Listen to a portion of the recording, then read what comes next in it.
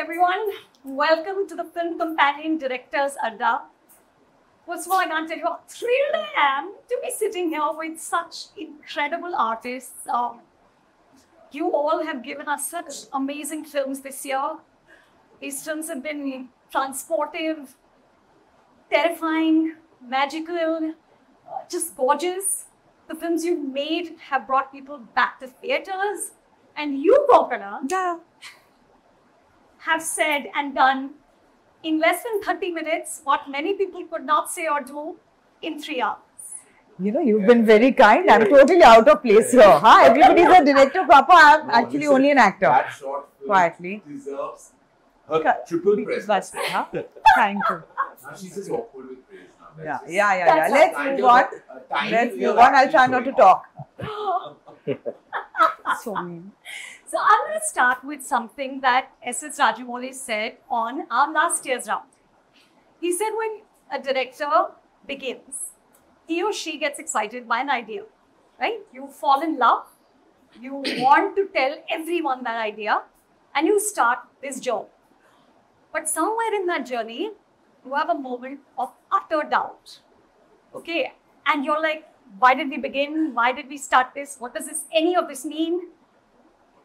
And at that point, you have to remember what made you fall in love. You have to remember that excitement of that beginning and that first flush of passion. So I want all of you to tell me, on these films that you just made, when did this doubt happen? And how did you remember the excitement? Konkona, let me start with you. I think the doubt though happens all the time, every day. Even sitting here, I'm reminding myself, now the film is made, I don't have to worry, anymore. And I think that whenever you start anything creative, it's really a sense of, I want to share this feeling of what it is, to live. It's an experience of living. In some ways, like because I had only very few shooting days, it's a small, short film. So there's actually no room for any doubt or anything else, because you have to finish. Like one day we were shooting 21 hours, I think, straight. So it's just like, you've done this major prep, all your doubts and all, whatever you have to hajam karna padega abhi. Now you just have to go ahead and make the film. Otherwise, doubts are there all the time, every day. It's just like hoping for the best. Karan, for you?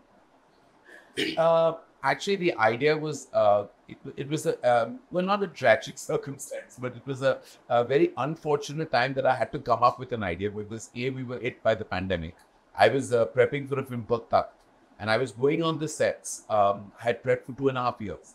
And I was going on the sets in April, and March, we were hit by the pandemic. And then for various reasons, I realized logistically it was impossible for me to make that. And we were all just secluded in our homes, and I would go with my notepad and pen because I still don't type on a laptop. You still write? I still write. I mean, I cannot type on a laptop. I don't know what to do with it. Like, I feel like... Longhand writing. And very, unreadable as well. Like, it's all scribbled. And I just sat there for about 10 days, nothing was hitting me. And then one day I went back to a story of my father's family. It happened with my uncle. And I just went back to it, and then I began the journey of developing the story with a group of 3 writers, actually. I made like a writer's room with Shashank and Ishita and Sumit. And then the doubts happened again because of COVID, because every time we got 2 months off, you started seeing your rushes and like, is this going to work out? Like there was one point where I thought myself that this may not make any sense to anyone. It's too long. I'm directing up to 7 years. I was doubting myself, I was doubting the film, I was doubting the industry, I was doubting how our film's going to work. So when you talk about doubt, it was a big shout in my mind. And I'm sure the collective minds of the film fraternity, because at one point we were told like no one's coming back to the cinema hall. Vetri, this journey is full of doubts. It started with doubt for me because I wanted a story where Suri could fit in as the lead. I told my producer that I will finish this film in 35 days, the way I finished Misarnai. And we went to the locations. And then I realized I can only finish 10% of the film in 20 days. So and 70% of the budget spent already. So I came down and we got down on the hill, and the location that we were in did not allow any vehicles to go there. So we had to carry all the like equipments there, and then we built tents for like 250 people. We built toilets there, and then we stayed there. We had like after 40 days also, I've not finished what I wanted to finish in 10 days. So by that time, the budget was triple the numbers that what I said. So then I was shooting, and then Vijay Sethupathi came into the film, and then when Vijay Sethupathi came in, the producer was relieved that we can sell it for a better price. And because he came in, I started writing more. And by the end of 120 days of shoot, I called my producer and said, I think we'll have to find a way to break even. And then he said, sir, whatever you shoot, you shoot. I had another 40-50 days of shoot left. Is that why you divided the film into two? I had to. No other option. And then it was also more. Yeah. I thought, we decided that we'll make it into a two-part thing. And then once we decided that we'll make it a two-part thing, a simple intermission sequence ended up being one main action sequence for the climax of the first part. And then went back to the first opening of the film, which was not working. Then we decided to execute one shot, like that 10-minute shot. We have to talk about that shot. One long take. And then we somehow managed and finished the first part. Then after the release of the first part, now I'm wondering what to do with the second part. I'm done. I'm done with the second part. It's ready. I'm trying to send it to festivals. But for the theater, I think something is missing. So I told my producer I'll shoot for 10 days. He said, okay. Now I'm shot for 18 days. I think I have another 35 days left. Who is this? I feel we should worship this man. Dilipkumar, he lives in Chennai. I'm taking the next flight to Chennai to get this producer, this magnanimous man. I said I'll finish the film in 4.5 crores. For the first part alone, we spent around 65 crores. I mean, he spent around 65 crores. So the budgeting, somebody who had no clue has done. I didn't have any clue of what I'm going to shoot. I was just shooting. Oh God. So I didn't know what I was shooting. I still don't know what I'm doing with the film. Wow. You just made a great film. With your track record, it's very difficult to believe you didn't know what to do. It's very difficult to believe. Sometimes it's very. I'm always confused. I'm not sure of what I want to do, and my team knows how to work around me. They'll say, okay, who all you want? Okay, these are the actors. And what are the props you think you might need? I think I will need these things. And I think we need to have this period's costume, like 70s costumes. Okay, now that's all. They'll not ask for the scene. They'll not ask for any details. Oh, wow. What about you, Nelson? When did you have doubt with Jailer? I had doubts were there throughout the process and in writing process. But what made me come out of that is Rajini sir, not literally him. I would somehow wanted to do on Rajini sir's film. So when the block is happening, I used to convince myself, don't leave this project, you have to do this. Somehow you have to do this. But you had that level of doubt where you wanted to leave the project. Not exactly. See, my target for this film is I have to pull maximum number of audience into the theatre. That is the target. So I worked around it. I know here and there I'm doing something over the top, but still that's what people expect from him is what I feel. That's what I also enjoy. And recently after this OTT era, what I feel is for big films, people come to theatre to celebrate and enjoy and just to feel the aura of the theatre. And being Rajiniism is the backbone of that film. Is what, in my opinion, I totally took it in that way, and I wrote it in that way, I executed in that way, and I think it worked. Finally, my doubts cleared only after the release of the film.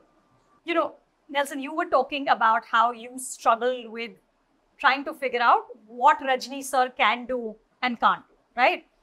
I think, Gio, you went even a step further because in your film, you've cast one of the iconic actors of this country and he's playing a gay man. it's a remarkable film. It's a story told with such compassion, such tenderness. But I want to ask about that conversation for you, right? Of course, Mammootty sir is the producer. So he's signed up for it. He's going into it all eyes open. But when you're actually constructing this, did you think of how much can I do? And is that one of the reasons why his character and his partner are just looking at each other from far? We don't even see them ever touch each other, right?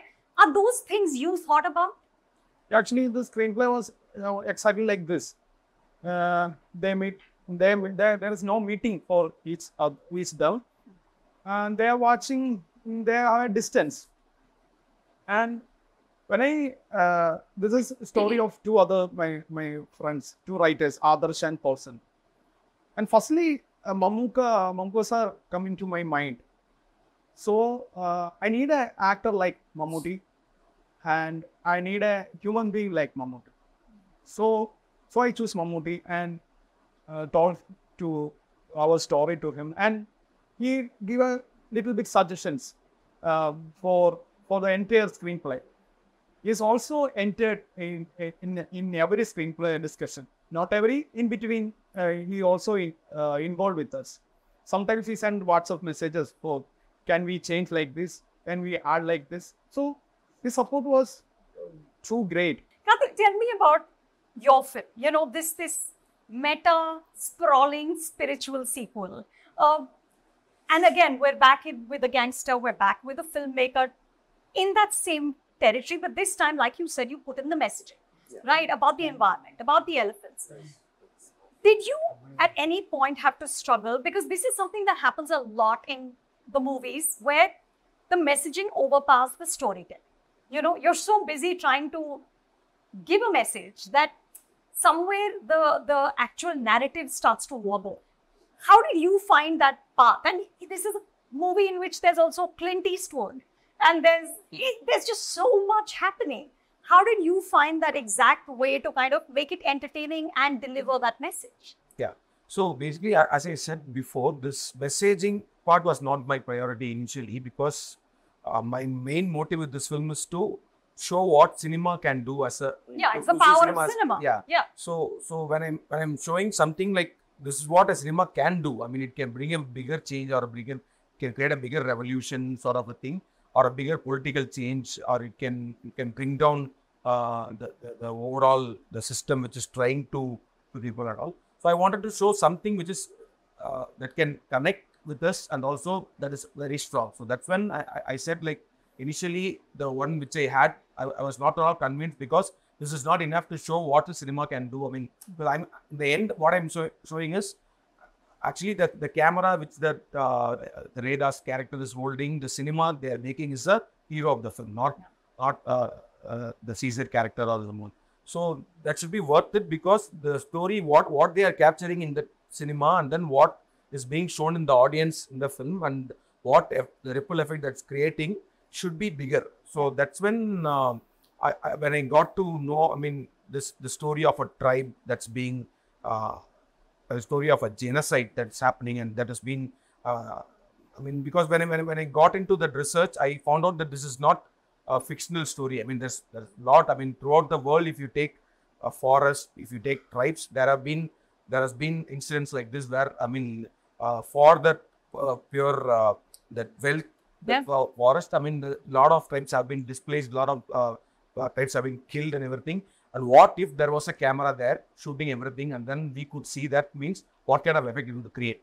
So that's when this messaging part came. So the main motive was not to tell this message, but to show that, okay, if cinema could have been used in a better way in these situations, or when a genocide is happening, it's a best case scenario which I thought. Like, Right. What if cinema could have been used in that way? Right. I also want to talk a little bit about casting. Konkona, like you cast Tilotama, who is one of our finest actors, and is always sort of, you know, straight-jacketed in some sort of a certain class of people, or the house help, and you totally turn that around. You cast her as the affluent, upper-class woman who comes home and finds her domestic help having sex on her bed.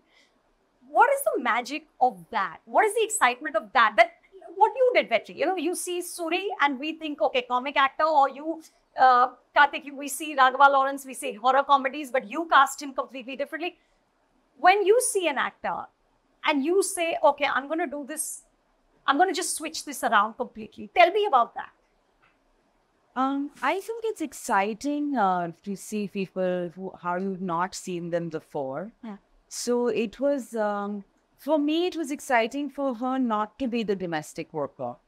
Because whether you're a domestic worker or whether you're the employer or a CEO of a company, it is not based on your looks, actually. We do that in films sometimes, but in reality, it's anyway not like that. So there's no reason to adhere to what we've been doing kind of falsely in films anyway. We can just look at real life only. So that for me, I enjoyed that very much. I liked the idea of, you know, changing that particular casting around. That gave me a certain excitement. And I wish that people would cast more imaginatively. I think I've also suffered from that in a sense because, you know, one has not, like I've, for example, not done too many grey roles, things like that. So it's nice to see people how you've not imagined them. Yeah, yeah. And is that also coming in a sense from your career as an actor? You know, maybe subliminally, but that I've not really thought of. I mean, in this particular case, it's because I myself was tired of seeing Tilottama regularly cast as a domestic worker, even though she's done a wonderful job. Absolutely, and, she's amazing. Some of these roles have been really well fleshed out as well.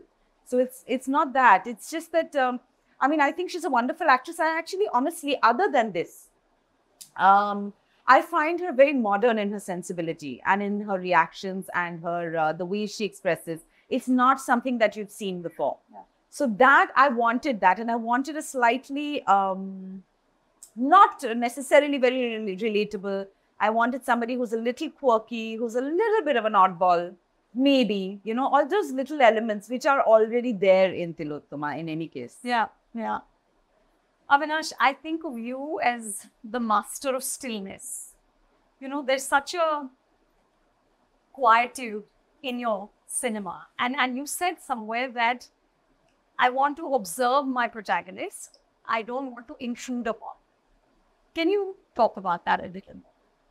Especially with this film, I guess, after Patal Lok, because it was extremely dramatic. And then when you're shooting 5-6 pages a day, you know, continuously with that kind of an intensity, I wanted to come back to this kind of a space. Like, I'm a big fan of Rishikesh Mukherjee, Sai Paranjpe, and their cinema, Gulzar Saab. And I really had not planned, like, it will be this observant kind of a film. Like, it's a very talky sort of a film. Like Killa was not like this, you know. But it evolved, like, while shooting. Like, I observed and actors were doing their things, and obviously because Jaideep Ahlawat, I didn't think of him. He was not my earlier choice. Like all the casting, it fell through. Like, this film, I think it came to me. It, like, I didn't make it, you know. So it was very instinctive sort of a choice. I just didn't feel like cutting. I just felt like observing, and, you know, and every day by 2 o'clock we used to wrap. You know, that's, yeah, like just a page and a 2, and that's it. Like, I don't light at all because I shoot mostly available lights, and because you know, series is a very anxiety driven form. Something has to happen after, you know, like, it structure wise it's very different, and every episode has to have that hook and this and that, and that's why feature film's catharsis is very different than the series. I also want to talk about love stories because I interviewed Siddharth Anand in January, right after Pathan. And he said to me, I'd love to make a love story, but I don't know how to make it anymore. How can you make a love story in today's times? But Hemanth, you made a very, very stirring love story. Karan, you did that as well. Yours was happier, more joyous, left us a little more uplifted than yours, which just devastated me. But what is the trick to telling a love story today when the idea of relationships, when so much has changed? I actually don't think so much has changed. I'm of the belief that what we see is a lot of noise from today, but I'm not denying that there has been no change in terms of how relationships are looked at and how, how people talk about love today. It's far more experimental. People are far more experimental than before. But the ethos in terms of what demands of you to be in love is the same. You have to be ready for pain, right? You have to be ready to be weak in front of somebody else. You can't have walls, right? I mean, I'm not talking about a relationship between, two people in a romantic nature. It can be collaborative also, even in a work environment. So there is a certain way, there's a certain demand that you have to give yourself to the other person and hope that the other person treats you with respect and care, right? That I think will be there as long as we exist. That is fundamental to us as people. So for me, that became very important while scripting the story and while making the film. Look at the resurgence of talent that has just come back. When you see, I specifically mean like Hindi cinema, and including Rajni sir's success that he has got with Jailer is so validating.